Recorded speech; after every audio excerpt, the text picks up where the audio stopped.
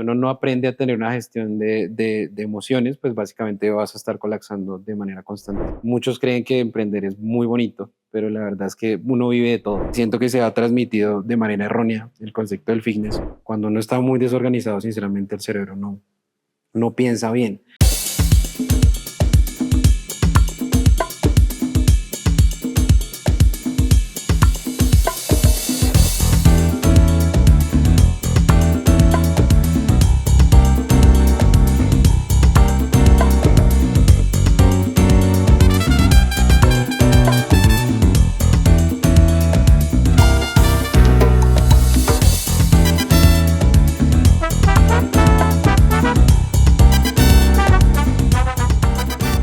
¿Listo? ¿Preparado? ¿Nervioso? No tanto. Para eso está el vino. Sí, por eso pedí vino. Arturo, muchísimas gracias por recibirnos un miércoles a las 9 de la noche después de dar clases desde Como a las 5 60 de la mañana. usuarios desde las 5:30 de la mañana. Bueno, prometo que va a ser leve. No, el tiempo que sea necesario. Vamos a tomar vino, pero más adelante vamos a hablar de por qué escogiste el vino. Para mí es muy importante que el invitado escoja qué es lo que quiere tomar, con qué quiere mojar las palabras. Así que más adelante tú nos vas a decir por qué estamos en un gimnasio y por qué estamos tomando vino. Por ahora, mientras yo abro la botella, me gustaría que nos cuentes un poquito de quién es Arturo y a qué se dedica. Listo, perfecto. Actualmente sí, soy entrenador personalizado y adicionalmente también soy administrador de empresas. Como carrera profesional decidí elegirlo y pues la vida decidió traerme a este mundo del emprendimiento desde hace ya aproximadamente 8 años. Estuve trabajando en el mundo empresarial prácticamente 4 años y igual arranqué con una trayectoria desde un cargo muy operativo, muy de arrancar, por decirlo así, como en flores, hasta este tipo de transición del emprendimiento que pues vamos a presentarles el día de hoy. ¿Y por qué elegiste, digamos, para tu vida, por qué elegiste emprender? ¿Por qué elegiste crear tu propia empresa y no seguir un camino tradicional? Bueno, listo, yo siempre fui, por decirlo de esa manera, como una persona muy rebelde. Nunca me gustaron la manera en la que me daban lineamientos a nivel empresarial, que si literal no era para el día de ayer, pues básicamente no servían las funciones que ejecutaba. Siempre fui una persona muy creativa y me sentía bloqueado como en ese mundo empresarial. Entonces ya empecé a sentir frustración y desde ese entonces dije, yo quiero un cargo muy alto y para llegar a eso me va a tomar demasiado tiempo dentro de una empresa y no quería estar siempre en un escritorio, siempre en un mundo operativo donde pues tendrían que estar midiéndome de manera constante con esquemas que ya están mandados prácticamente como a recoger. ¿Y tú crees que el emprendedor nace o se hace? Yo considero que nace y a medida que va avanzando desarrolla habilidades para fortalecer ese ser que te hace avanzar. Pero hay que nacer con esa chispa, pues. Hay que nacer con esa chispa. Bueno, primero que nada, salud. Tú sabes que me contó un pajarito. No, bueno, salud. Aquí no estamos solos y no lo vamos a esconder tampoco. Hay todo un crío ahí atrás. Entonces que me contó un pajarito que cuando estabas chiquito tu juguete favorito era la plastilina. Sí, efectivamente. Y te la pasabas creando formas, te la pasabas todo el tiempo moldeando cosas. Tú, o sea, en ese momento era un juego, pero definitivamente ya iba dando como esas notas de creatividad. de creatividad. ¿Cómo crees que se ha desarrollado esa creatividad desde ese momento que jugabas con plastilina hasta ahora?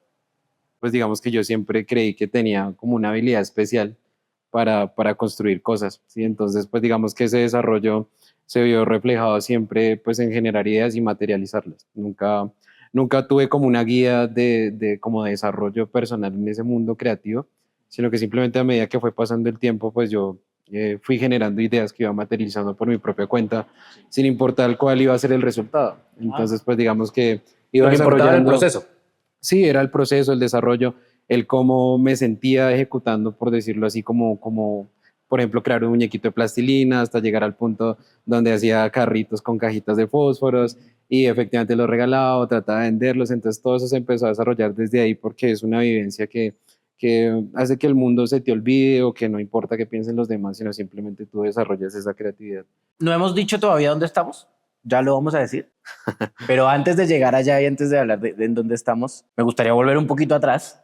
Digamos, yo sé que has estudiado varias cosas distintas. Sé que estudiaste arquitectura, por ejemplo. Sí. Después estudiaste nutrición, estudiaste, bueno, otras cosas que después tú nos vas a contar. Sufriste una lesión. Cuéntame un poco qué entrenabas, qué lesión tuviste y cómo fue todo ese proceso de cambiar el plan de vida. Bueno, ese mundo del entrenamiento en mí empezó cuando inicié la universidad. Bueno, aunque también lo había hecho desde el colegio, porque pues digamos que de cierta manera sufrí en parte bullying, ¿sí? Que generalmente fui una persona que acostumbró como a no manifestar básicamente lo que le estaba pasando, sino simplemente empezaba a actuar en pro de liberarse. Empecé a entrenar desde que estaba en el colegio, porque pues digamos que de cierta manera cuando nos hacían las pruebas del test de Cooper, que nos decían como hoy tienes que dar un rendimiento para una nota, entonces pues a mí no me daba porque estaba muy fuera de forma, entonces yo empecé a entrenar desde ese entonces, salía muy temprano, salía corriendo hasta el colegio, me regresaba del colegio trotando, entonces empecé a buscar ese mundo del entrenamiento, pero desde ese foco como de no tengo que dejarme básicamente seguir manipulando por este tipo de situaciones y desde ahí empezó mi mundo del entrenamiento. Sí, fue algo muy empírico. Cuando arranqué la universidad, conocí efectivamente un primer gimnasio que fue directo el de la universidad porque era elegir origami o elegir gimnasio. Claro. Entonces, pues elegí gimnasio porque pues a pesar de que estaba Andar estudiando haciendo pajaritos arquitectura, como que no era lo tuyo. entonces pues yo no decidí, yo dije, no, voy a irme por origami, voy a irme por arquitectura, por temas de gimnasio. Y entonces arrancamos. El profe en ese entonces era un peleador de la UFC, un hombre gigantísimo, el cual pues tenía un hábito de disciplina. Desde ahí le cogí el amor a la musculación, al entrenamiento de pesas, al entrenamiento de fuerza, entonces me desempeñé básicamente en eso. Me preparé para ser físico-culturista natural Mira. y entrené básicamente todo ese año entero de universidad en pro de generar esa primera competencia. Efectivamente competí para una segunda competición, pues digamos que yo paré de estudiar arquitectura ya por temas netamente económicos y empecé a entrenar en otro lugar y como independiente. Y ahí fue donde pues yo me estaba preparando y estaba muy próximo a competencia, estaba prácticamente 2 días de competir. Y pues el momento de ejecutar un press de pecho, la persona que me estaba asistiendo en ese momento pues no era un entrenador certificado, era alguien que se creía entrenador por haber ejecutado pues 2 añitos de rutina y pues me dio una mala asistencia, el cual pues levantó levantó mal el peso, por decirlo así, me cayó todo el peso al lateral izquierdo. Pues digamos que ese ligamento desgarrado pues básicamente frustró todo el proceso porque llevaba un desarrollo muy grande, un crecimiento corporal muy interesante que me iba pues a posicionar para irme en ese mundo de patrocinios y mundo de musculación, por decirlo de esa manera. Surgió eso y pues desde ahí paré aproximadamente 2 años por esa misma lesión. Entonces pues digamos que ahí fue donde llegó la frustración a nivel del mundo del entrenamiento, pero ya después empecé a desarrollar habilidades en administración, en arquitectura, en marketing digital, empecé a estudiar por todo lado, me volví muy empírico en múltiples temas y pues eso fue lo que me hizo pues de cierta manera generar pues un nivel educativo pues más alto, por decirlo de esa manera, hasta el punto donde ya no me contrataban en ningún lado. Bueno, Ese pero fue eres un todo un problema. autodidacta. Literal. Entonces, digamos que por esa parte surgió ese proceso y pues así fue como llegamos al punto de esa lesión y empezaron pues todos los cuestionamientos para que yo parara, por decirlo así, de entrenar y luego empezar a crear el foco de educarme para que la gente empezara a hacer las cosas bien. ¿Y en qué momento te diste cuenta que así como entrenabas el cuerpo tenías que entrenar la mente? No, eso siempre fue, desde que yo estaba en el colegio siempre, pues a mí me hacían mucho bullying porque yo era una persona muy distraída, entonces siempre, pues digamos que a mí en matemáticas me iba súper mal, en química me iba súper mal, en física me iba súper mal, entonces pues digamos que en ese aspecto, desde ahí yo entendí que si yo fortalecía mejor mi cerebro y no en los aspectos que educativamente me estaban mostrando, sino en lo que realmente es el mundo, pues iba a tener una ventaja. Sí, siempre fui muy curioso, inclusive para poder hacer los carritos de plastilina, buscaba la manera de ver o los carritos de fotos, buscaba la manera siempre como de educarme para poder hacer algo bien. porque siempre fui como muy ligado como a lo perfeccionista, entonces yo siempre creaba algo, entonces estaba como a la expectativa si gustaba o no gustaba, entonces pues digamos que siempre busqué que las cosas O sea, no quedaran era lo solamente mejor la cuestión de posible, crear algo, sino de ver lo que de que generaba en quedara la otra bien, gente. que generaba también Ah, mira. digamos que en emociones a las demás personas que estaban Sí. como en ese entorno, entonces pues eso fue. Hay una frase que ya a estas alturas suena medio anticuada, pero para mí sigue vigente, y es que la curiosidad es tecnología de punta. Y hablando de todo eso, ¿cómo gestionas internamente cuestiones como la frustración, la ansiedad y todo ese tipo de emociones que los emprendedores experimentan 50 veces al día? Bueno, es que, bueno, emprender es un deporte de alto riesgo, ¿no? Sí, claro. Entonces, la manera en la que yo encontré para liberar todas esas cargas emocionales que trae el emprendimiento, porque muchos creen que emprender es muy bonito, pero la verdad es que uno vive de todo, múltiples emociones, que si uno no aprende a tener una gestión de emociones, pues básicamente vas a estar colapsando de manera constante. Yo aprendí a lidiar con eso un día que tuve una caída muy fuerte porque yo había montado un emprendimiento de finanzas personales, el cual pues básicamente me quebré con esa empresa y ¿Llevas la cuenta de cuántas empresas has armado? como 6 más o menos, pero igual me he quebrado un montón de veces. Sí. Entonces, el caso es que esa primera empresa fue una lección muy grande de vida porque ahí es donde si tú no estás preparado para absolutamente nada, pues el mercado te va a comer, ¿sí? O tus competidores te van a acabar todo el tiempo. Y desde ahí yo empecé a entender que tenía que aprender a gestionar mis emociones. Aparte, en las empresas donde alcancé a trabajar, vi temas de mejoramiento continuo, fui líder de mejoramiento continuo, entonces pues eso me fortaleció a nivel emocional como para gestionar. Pero a veces eso no alcanza, a veces eso no alcanza porque las presiones del emprendimiento son muy grandes. Claro, pero lo que pasa es que, o sea, eso, si tú estás en una empresa, pues tú cargas con ciertas presiones, pero de una u otra forma las presiones son de la empresa. De la empresa, sí, Cuando eres emprendedor, las presiones son tuyas. O sea, depende estrictamente de ti. total. Se Entonces, gestiona distinto. ese día que colapsé, efectivamente, un día llegué al lugar donde estaba y me acosté en el piso. Entonces, desde ese entonces, estar en el piso siempre me ha generado como ese polo a tierra que me hace como centralizar nuevamente todas mis ideas y como volverme a cargar de energía para seguir avanzando con los proyectos, porque hay algo que nadie va, o que todo el mundo sabe, y es que a ti nadie te va a venir a salvar. Entonces, si tú no aprendes a gestionar tus emociones, en ningún momento vas a lograr surgir, pues para lograr avanzar en tu proyecto o en tu sueño. Y yo empecé a manejar la frustración desde el punto de la creatividad, es decir, mi cerebro siempre buscaba estar muy disperso. Cuando estoy en puntos de estrés muy altos, siempre estoy muy disperso. Termino, por ejemplo, arrancando con un documento para preparar, no sé, una sesión de nutrición o de entrenamiento. Y si estoy muy cargado, voy a terminar barriendo, organizando, pintando, que es lo que generalmente es lo que hace que yo pierda todo ese estrés que tenía y pues vuelvo y retomo mis actividades. De cierta manera no es tan bueno, pero porque me retrasa muchas cosas y me quita proactividad, pero es lo que hace que yo tenga salud para seguir avanzando con los proyectos, porque un emprendimiento quita demasiada salud.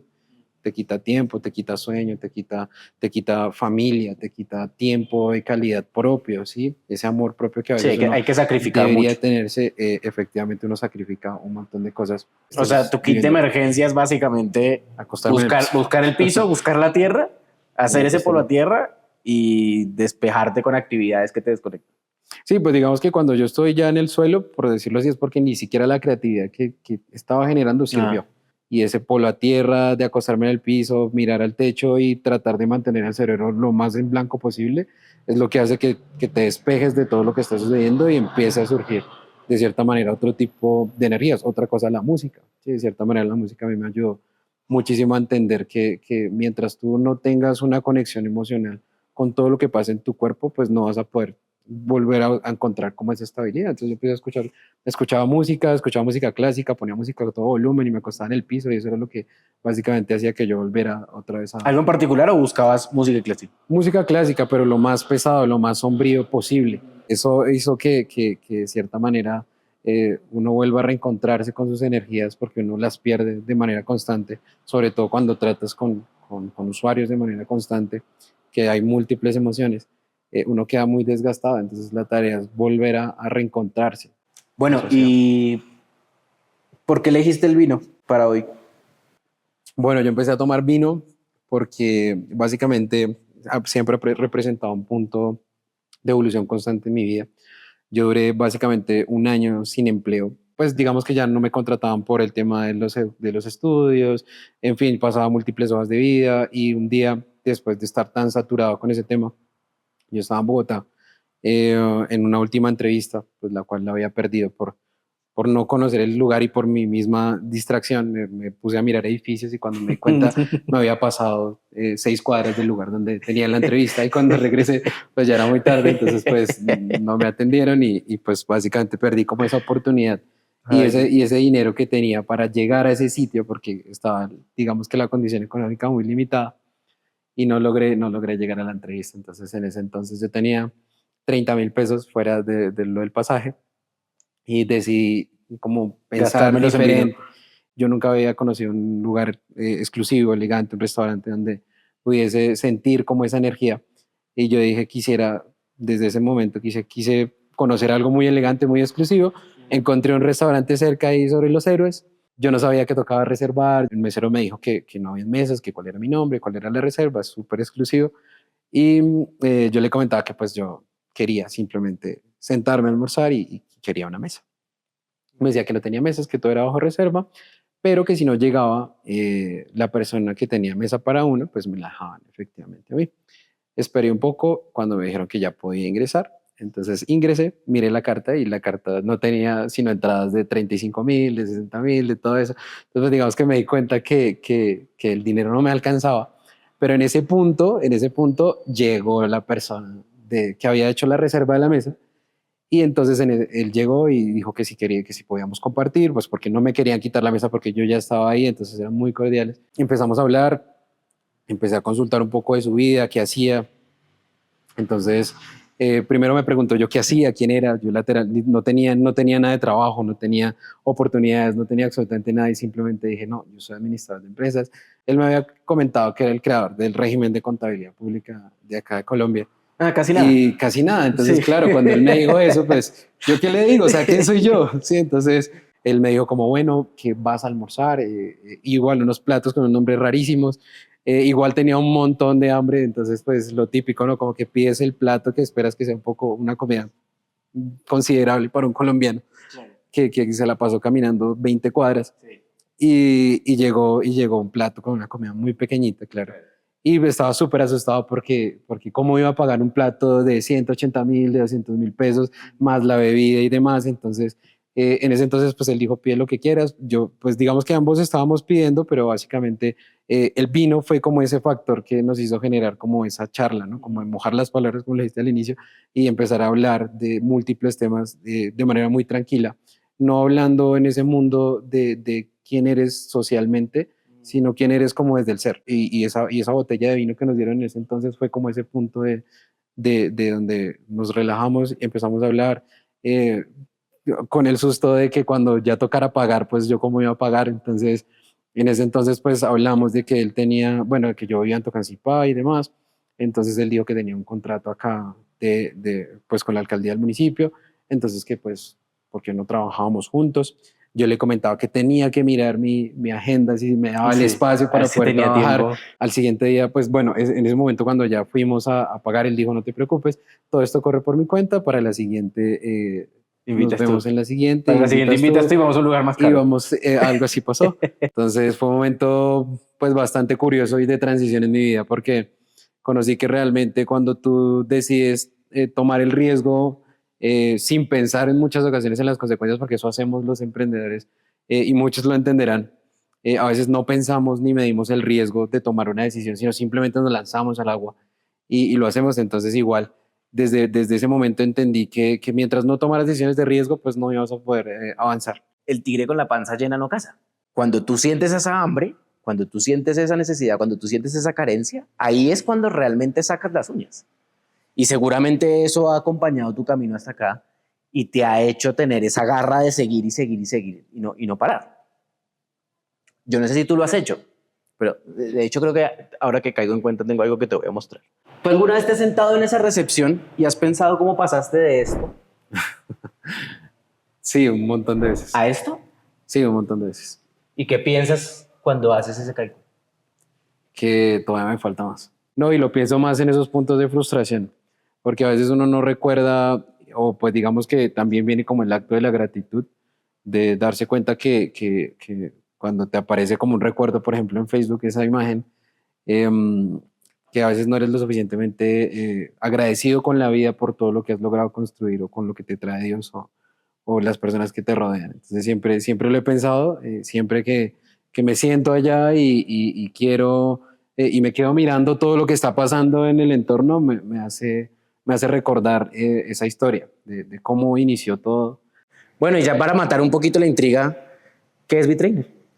Bueno, B-Trainer es un estudio de entrenamiento personalizado. ¿Sí? Arrancó como un estudio de entrenamiento de calistenia. Luego tuvimos una transición a funcional, tuvimos una transición a superar toda una pandemia porque nosotros recién creamos como esta idea. Bueno, pero no te me adelantes, Nos pasamos allá. después, Bueno, después en fin, hablamos de la pandemia. listo, entonces digamos que en este caso B-Trainer es un estudio de entrenamiento direccionado. ¿Sí? Nosotros generalmente nos enfocamos mucho en que generemos como un hábito de constancia en las personas y que enseñemos a hacer las cosas de una manera diferente y matando un poco de miedos de lastimosamente mediocridad que existen en otro tipo de conceptos. Y también nació de esa manera porque pues básicamente después de esa lesión yo jamás quiero repetir algo como eso, jamás se le desea a nadie. Y aparte uno como entrenador piensa mucho en la integridad de una persona, en toda la afectación que le puede generar en la vida. Entonces B-Trainer es eso, B-Trainer es esa persona que se preocupa por ti, que se preocupa por tu integridad, que se preocupa porque estés bien, porque estés sano, no solamente porque vas a venir a entrenar un mes, 2 meses, sino que cuando estés sobre los 40, sobre los 50, 60, tengas todavía calidad de vida y que dependas de ti mismo. ¿Sí? Que siento que se ha transmitido de manera errónea el concepto del fitness y B-Trainer existe es para corregir eso, para mostrar realmente lo que es el concepto de salud y de cuidado a medida que vas obteniendo un resultado corporal y mental. Cuando arranca B-Trainer, ¿cómo arrancas? ¿Con qué arrancas? Bueno, inicialmente nosotros no nos llamábamos así, tuvimos otro listado de nombres ahí detrás y no arrancó Arturo solo, ¿no? Nunca estuve solo, de hecho. Arrancamos prácticamente con una sociedad que se fue desintegrando a medida que surgió pues, la pandemia. Recién arrancaron los primeros pasos de ese emprendimiento, pues digamos que 2 socios abandonaron y nos quedamos 2. Abrimos ese 13 de febrero de 2020 y el 13 de marzo nos mandaron a todos para la casita. Entonces consideramos que solamente iban a ser 15 días, que no íbamos a tener ningún problema. Claro, pero, o sea, partiendo de que abrimos significa haber alquilado un local, tal cual. estar pagando un arriendo, haber hecho una inversión inicial.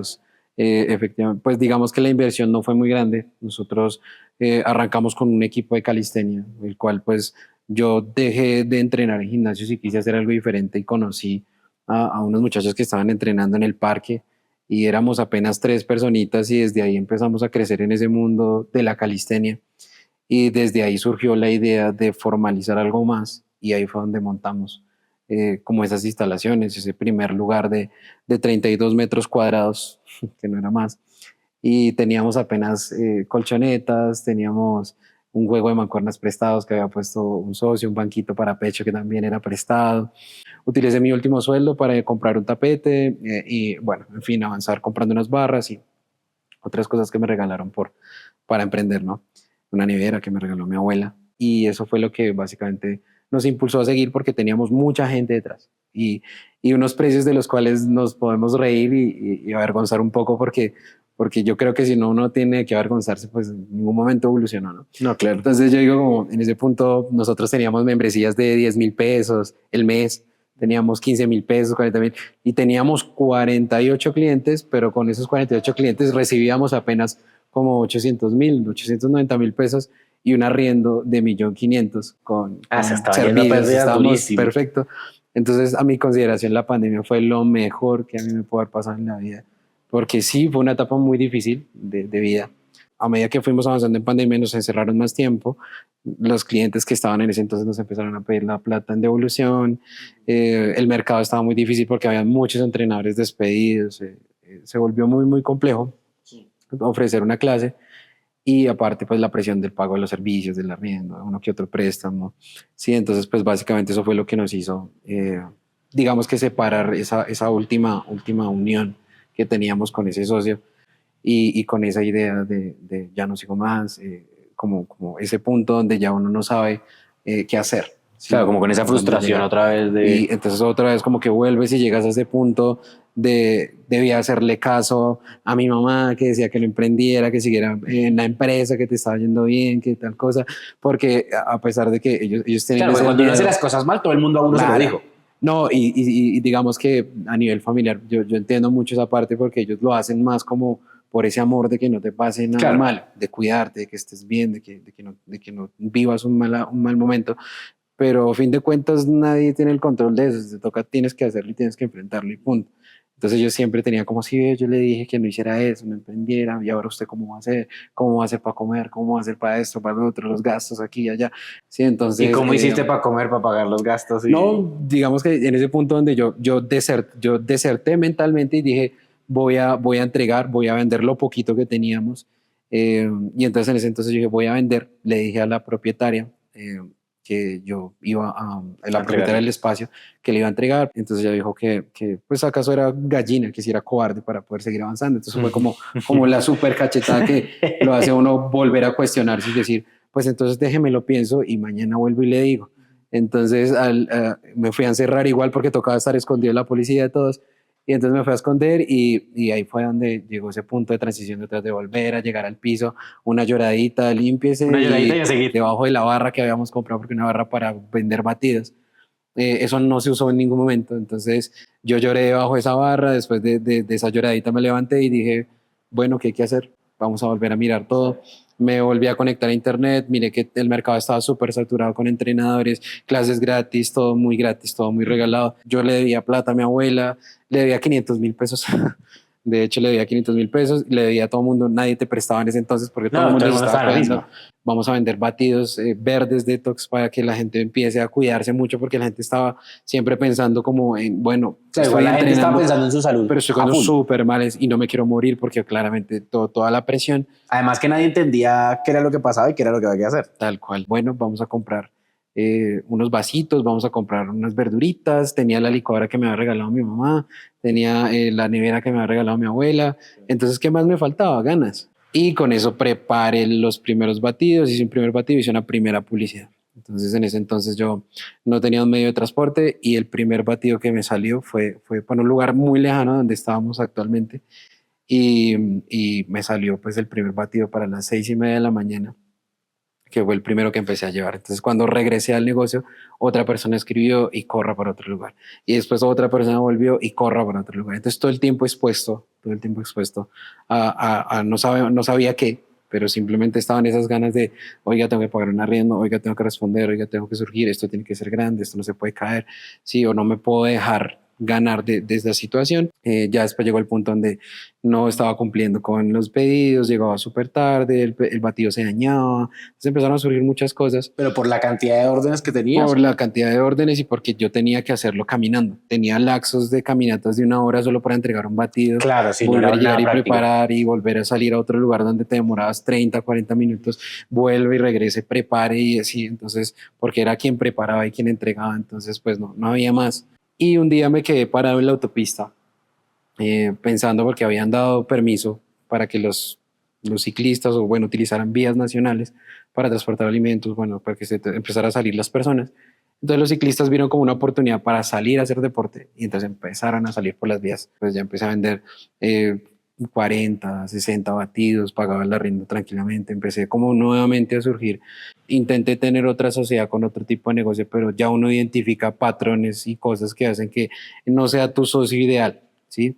No sea esa persona que te va a acompañar en el proceso. Entonces, ¿y cómo pues, identificas un socio ideal? Ejemplo, pues, digamos que los temas de la puntualidad, del respeto, cómo se dirige hacia las personas, el acto de qué tan comprometido estás, de qué tanto te pones la camiseta por estar ahí cumpliendo al 100, de qué tan dispuesto estás a dejar la vida por ese negocio. Entonces, cuando tú no ves ese nivel de compromiso que tú estás ejerciendo, pues a veces uno considera que no es la persona correcta, por lo menos yo lo veo así. ¿Cuál es ese valor fundamental innegociable para Arturo, que además de ser para Arturo, está en todos los proyectos de Arturo? La palabra. Básicamente que todo lo que tú digas realmente lo cumplas y te comprometas, ¿sí? Porque uno entiende que hay múltiples factores a nivel de disciplina, de constancia, porque no todos funcionan igual. Pero hay algo que es muy valioso y es que tú cumplas siempre con lo que dices, ¿sí? Que te comprometas realmente con eso, porque eso es lo que muestra que una persona también puede ser profesional o a pesar de que no lo sepa del todo, está listo para prepararse para eso, ¿sí? Ajá. Entonces, para mí, esa parte de la palabra es fundamental para desarrollar cualquier cosa en la vida. Sí, que tú tengas compromiso con esas proyecciones, con esos sueños, con esas personas, porque inclusive así es para el equipo, ¿sí? Cuando tú transmites ese compromiso o ese nivel de compromiso, ellos también tienden a comprometerse de la misma manera. Pero con alguien que sí logré tener una sociedad desde un inicio fue con Jader y con Felipe, que son esas personas que siempre han estado conmigo en toda mi vida, a pesar de que Felipe físicamente ya no esté. Son esas dos personas que han sido siempre muy fieles a la palabra, han sido siempre muy leales y que nos han estado, bueno, me han estado acompañando en todo momento. Ahora que mencionas ese tema de Felipe, ¿cómo gestionar perder a alguien que además de ser un socio es un amigo? Pues no tuvo que, no, me imagino que no fue un momento fácil ni para ti como persona, ni para B-Trainer como proyecto. ¿Cómo fue gestionar eso? Bueno, la verdad es que cuando perdimos a Felipe, pues digamos que yo estaba en un punto de transición en mi vida también a nivel emocional donde uno tiende a reprimir muchas cosas, ¿sí? Y uno cree que tiene que estar fuerte para ayudar a sostener a los demás, que inclusive compartieron un tiempo más profundo con él. Y pues a mí todo el tiempo me referenciaban como el profe, pero el profe eh, también siente, ¿no? Pero pues digamos que esa parte donde tuve que ver a la familia, donde tuvimos que también ver a Jader como en ese punto también crítico, porque reprimió un montón de cosas también, sino que te haces el fuerte simplemente para seguir avanzando, porque lastimosamente uno cree que no puede liberar esas emociones simplemente por no mostrar debilidad ante el resto. Y pues digamos que hasta este punto la manera en la que nosotros hemos logrado honrar lo que pasó pues con Felipe es construir lo que hemos construido. Y eso también ha sido otro factor muy grande que no ha dejado que uno se rinda. Y ese día que yo lloré debajo de la barra fue pensando precisamente en que habían dos personas que creían en mí. Hasta ahora yo he considerado que nunca he superado a Felipe, o sea, nunca, y creo que tal vez nunca lo haga, porque todo esto que se está construyendo es prácticamente para ahorrarlo también a él. Siempre está como esa imagen de él como Bueno, viéndonos. por Sí, Felipe. por Felipe. Me dijo un pajarito, otro pajarito. Otro. Hablé con unos cuantos pajaritos. Y otro pajarito me dijo que una de tus mayores virtudes es la disciplina y la resiliencia. ¿Por qué son importantes esas dos cosas y cómo confluyen entre sí? Bueno, el acto de la disciplina fue más creado porque mi mamá nunca quiso vernos a nosotros ahí como quieticos en la casa haciendo pues gran cosa.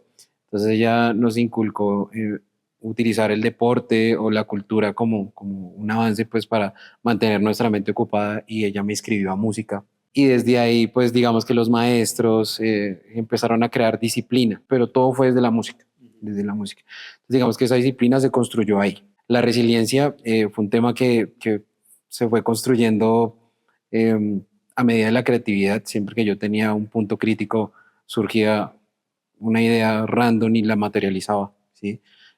Como por ejemplo pintar, organizar, la manera en la que yo lidiaba con la tristeza, pues era creando, ¿sí? Creando ideas, creando páginas, creando textos, creando, como reacomodando absolutamente todo, cambiando de ropa, cambiando de imagen, sí, siempre como que una mente ocupada que yo creía en un punto que estaba era reprimiendo las emociones, pero nunca fue así.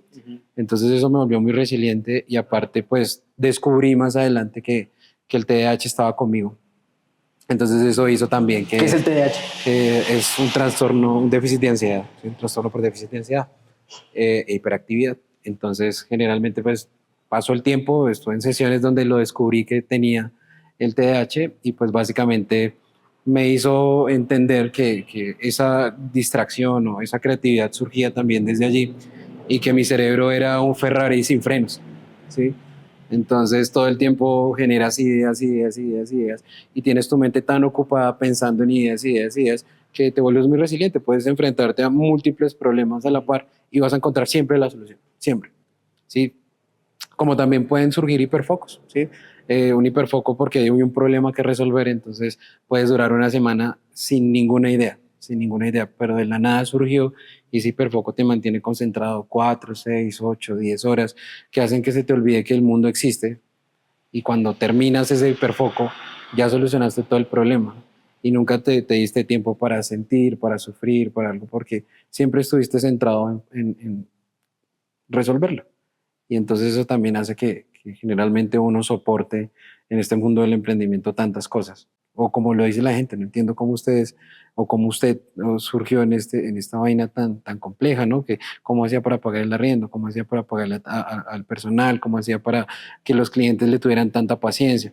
Entonces ahí entendí que las personas o nuestros usuarios no vienen siempre porque tengan unas instalaciones lindas, sino por lo que uno puede llegar a ofrecerles para su aprendizaje, para ser más disciplinados, más constantes, ¿sí? Que esté ese foco de preocupación, porque aquí no tenemos clientes, aquí tenemos amigos, ¿sí? Todos somos amigos. Y se nota, y se nota. Y hay una comunidad de amigos donde tú llegas y así vengas solo, vas a encontrar un lugar donde te respetan, donde te admiran, donde te cuidan, donde te enseñan, ¿sí?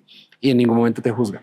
¿Y cuáles son esas características de las personas que eligen Bitrain? Bueno, nosotros pensamos muchísimo en la energía, más que de pronto un estado físico, es simplemente un tema energético y hay una esencia que se transmite con todos que hace que construyamos una comunidad y todos tengan como ese valor único que hace que seamos diferentes a todo esto. Aquí Arturo no es diferente, aquí Jader no es diferente, sino aquí todos somos una comunidad donde compartimos esa misma energía y quien no va con esa energía automáticamente se va.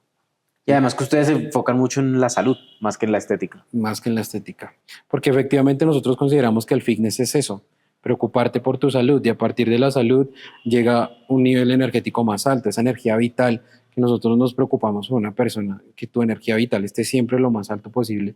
Eso lo logras cuando tú vienes a hacer las cosas diferentes, cuando las quieres hacer bien, cuando cambias un estilo nutricional que llevas por generaciones sin necesidad de crear una dieta. ¿Sí? Sino que ya tienes como otro tipo de guía, de concepto, de practicidad, de eficiencia. Entonces, para nosotros es lo que básicamente ha hecho que seamos como ese punto diferencial. Aparte que somos muy minimalistas. Entonces, entre más eficientes seamos, pues más sencillo se va a tornar todo. Bueno, y particularmente el fitness es un mercado bastante sobresaturado, digamos, ahora. Y sobre todo desde la pandemia para acá. ¿Cuál es tu visión del ecosistema fitness en general? Bueno, mi visión a nivel de ecosistema, con lo que está pasando hasta el momento, por ejemplo, con este formato de estudios de entrenamiento, crecen con una idea similar a la nuestra y por pasión pueden lograr muchas cosas, pero cuando ya empiezan a masificar, se les olvida que el usuario es lo más importante de todo y se pasan a un plano donde la parte financiera es lo más importante. Cuánto pagan, cómo pagan, si pagan puntual, si no pagan puntual. Claro, eso es fundamental para que todo negocio avance, pero siento que siempre se les olvida la integridad de la persona y eso no puede seguir pasando. Eso no puede seguir pasando. Es por lo tanto que damos un formato muy asequible, creamos un formato donde básicamente las personas pueden estar con nosotros a la par que van cambiando toda su vida. Y por ejemplo, digamos, ya como herramienta para las personas que entrenan, ¿cómo hace uno para saber cuando un entrenador está poniendo en riesgo la salud de uno con el entrenamiento? Bueno, es que pueden haber múltiples factores. Cada persona es un mundo diferente. Entonces tú tienes que estar estudiando de manera constante. Entonces cuando tú ves a un entrenador entrenando a una persona igual que a otra, pues no consideramos que haya por lo menos como esa norma de integridad de la persona porque no tiene las mismas características, no tiene la misma composición.